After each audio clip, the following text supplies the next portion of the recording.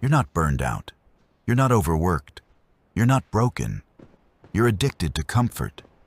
You're hooked on ease like it's oxygen, and now every hard thing feels impossible. But the cold truth is this. Real exhaustion comes from stagnation, not effort. Real men are not worn down by discipline. They're drained by distraction, by scrolling, by weak routines and comfort cycles that steal their edge without them even realizing it. You keep saying you're tired, but when was the last time you actually pushed to your limit?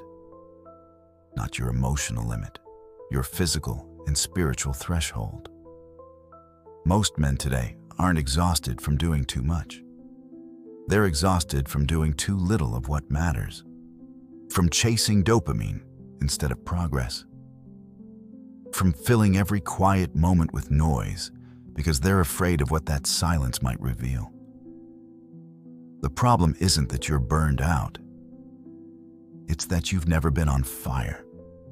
You've never locked in, cut the nonsense, faced the mirror, and said, "This version of me has to die." But that's what's required. Not therapy speak, not another break, not another excuse disguised as self-care. What's required is a funeral. A cold, deliberate burial of the version of you who needs comfort more than conquest. And that death, it's painful. It'll cost you the warmth of average living. But in return, it'll give you something comfort never can.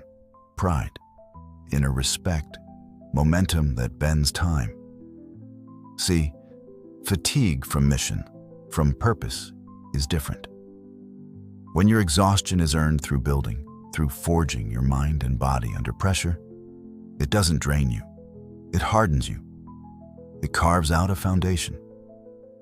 But when your fatigue comes from scrolling, sleeping late, quitting early, and numbing every emotion with food, sex, or screens, you're not tired. You're soft.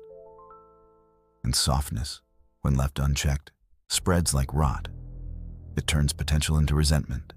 It turns men into shadows. But not you. You wouldn't still be here if that was your story. You're still here because a part of you is ready to burn. Not collapse, burn. To torch the excuses, to destroy the laziness, to step into the cold winds of responsibility and plant your feet anyway.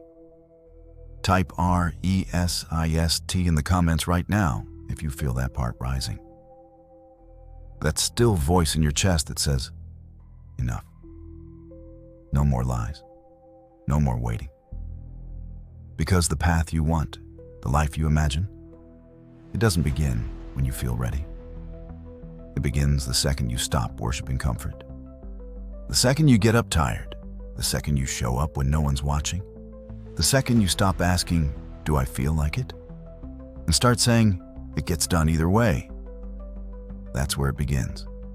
That's where men are made. Not in perfect routines, not in ideal conditions, not in motivational peaks, but in the trenches of the ordinary, where kings are built on repetition, silence, and sacrifice. And yes, it's hard. Yes, you'll want to quit. Yes, you'll have days where every part of you screams for the easy road, but you won't take it, not anymore. Because you've tasted the cost. You know what it feels like to live below your capacity, and you're done. From now on, comfort isn't your god. It's your enemy. You'll eat clean when it sucks, train when it hurts, wake up when it's cold, sit in silence instead of noise, focus instead of flee. Because the man you're building doesn't need comfort. He creates power. And when others ask how you changed, you won't have to explain. They'll see it in your eyes, in your posture, in your results. So rise. Rise now, not tomorrow, not when it's convenient. Now, because the world isn't waiting, time isn't slowing down, and no one is coming to save you.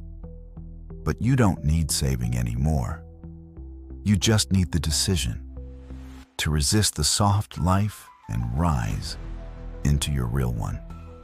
So type rise in the comments right now if you're done being tired for no reason. If you're done dragging your feet through a life you were meant to lead.